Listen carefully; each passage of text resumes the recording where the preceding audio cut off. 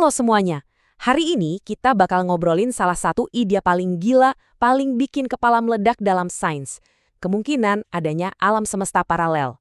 Dan ini bukan lagi omongan di film fiksi ilmiah doang loh, tapi sebuah pertanyaan serius yang lahir dari fisika modern. Jadi, intinya cuma satu pertanyaan ini. Apa alam semesta kita ini satu-satunya? Coba bayangin deh, gagasan kalau realitas kita ini mungkin cuma satu dari sekian banyak, bahkan tak terhingga realitas lain di luar sana. Gila banget kan kalau dipikirin? Yuk kita bedah bareng-bareng.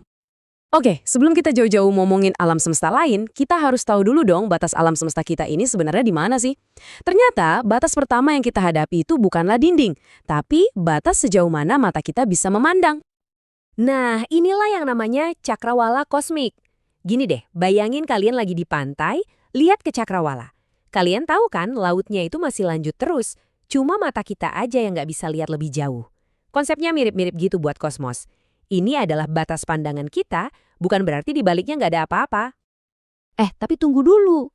Kok aneh ya? Kalau umur alam semesta cuma 13,7 miliar tahun, kenapa kita bisa lihat sampai sejauh 41 miliar tahun cahaya? Harusnya kan cahayanya belum nyampe dong.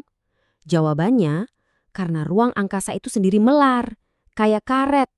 Analoginya gini, bayangin ada semut jalan di atas balon yang lagi ditiup.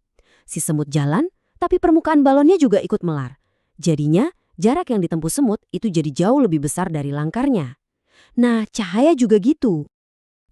Dari konsep cakrawala ini, muncullah ide multiverse pertama yang paling gampang dicerna. Idenya muncul dari pertanyaan simple tapi dalam banget, gimana kalau ruang di luar sana itu lanjut terus tanpa ada ujungnya? Coba deh kita main-main sama logika sebentar. Kalau ruang angkasa itu beneran nggak ada ujungnya, berarti di luar sana ada volume yang tak terhingga kan? Pertanyaannya, terus isinya apa? Nah, disinilah fisika kuantum masuk. Ternyata meskipun alam semesta kita ini gede banget, cara partikel bisa nyusun diri itu jumlahnya terbatas. Emang sih jumlahnya gila-gilaan banyaknya, itu angkanya di layar, tapi intinya jumlah itu ada batasnya, nggak tak terhingga. Terus apa artinya? Gini, logikanya simpel. Kalau kita punya ruang tak terbatas, tapi pilihan susunan partikelnya terbatas, ya mau nggak mau susunan itu pasti bakal ngulang lagi di tempat lain. Dan itu artinya, di luar sana, jauh banget ada salinan persis dari alam semesta kita, lengkap dengan salinan persis dari kamu. Oke, punya kembaran di alam semesta lain itu udah ide yang liar banget. Tapi teori multiverse berikutnya ini jauh lebih aneh lagi. Dan ini muncul waktu ilmuwan coba mecahin satu masalah besar soal Big Bang. Masalahnya dikenal sebagai masalah cakrawala. Jadi kalau kita lihat sisa-sisa panas dari Big Bang, suhunya itu rata banget di semua arah langit. Hampir sama persis. Pertanyaannya, kok bisa? Padahal dulu waktu alam semesta baru lahir, ujung yang satu dan ujung yang lainnya itu kan jauh banget. Nggak mungkin sempat saling kontak buat nyamain suhu. Solusi paling populer untuk masalah ini adalah teori inflasi. Gamanya gini, bayangin kamu punya balon kecil yang permukaannya kusut. Terus kamu tiup secepat kilat sampai jadi raksasa. Pasti semua kusutnya hilang kan? Permukaannya jadi mulus. Nah, inflasi itu kira-kira kayak gitu, tapi buat alam semesta. Nah, di sini ide gilanya muncul lagi. Gimana kalau proses inflasi ini sebenarnya nggak pernah berhenti total? Teorinya bilang inflasi itu berhenti di gelembung kita, makanya alam semesta kita bisa terbentuk. Tapi di luar sana, di ruang yang lebih besar, proses melarnya ini jalan terus, selamanya. Kayak mesin kosmik yang nggak berhenti-berhenti nyiptain gelembung-gelembung alam semesta baru. Inilah multiverse inflasi. Oke, sejauh ini kita mikirin alam semesta lain yang mungkin mirip-mirip sama kita. Gimana kalau ada alam semesta lain yang benar-benar beda, sampai ke hukum fisikanya juga beda? Nah, untuk ini kita masuk ke dunia teori string, yang bikin pusing sekaligus keren. Singkatnya, teori string itu butuh dimensi ruang tambahan biar hitung-hitungan matematikanya nyambung. Idenya, dimensi-dimensi ekstra ini tuh kecil banget dan menggulung di setiap titik. Jadi kita nggak bisa lihat atau rasain. Nah, ini bagian kuncinya.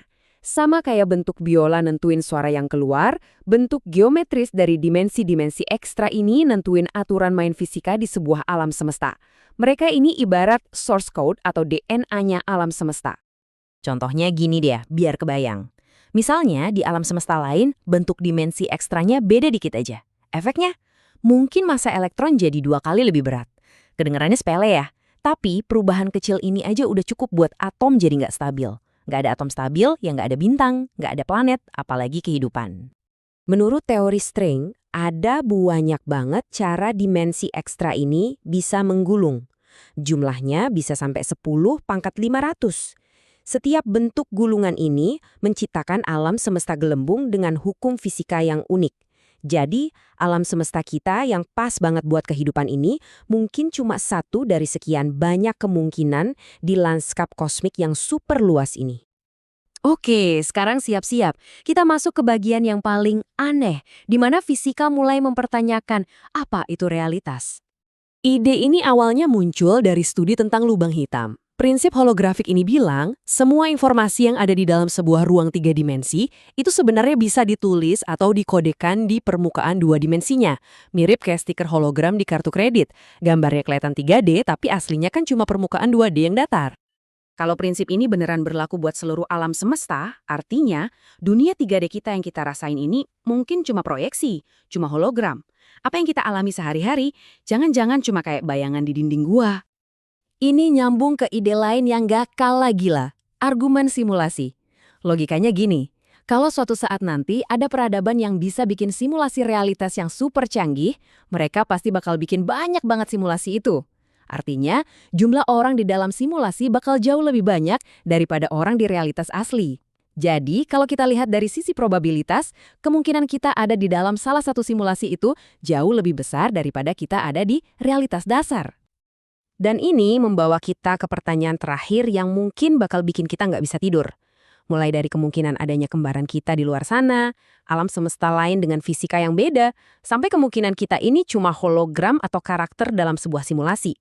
Fisika modern udah membawa kita ke titik di mana kita harus bertanya serius. Apa sih arti nyata itu? Jawabannya mungkin jauh lebih aneh dari semua yang pernah kita bayangkan.